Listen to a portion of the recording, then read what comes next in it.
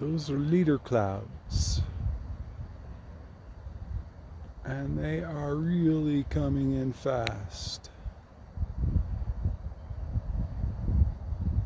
Hopefully this is the last blizzard. Last blizzard 2022.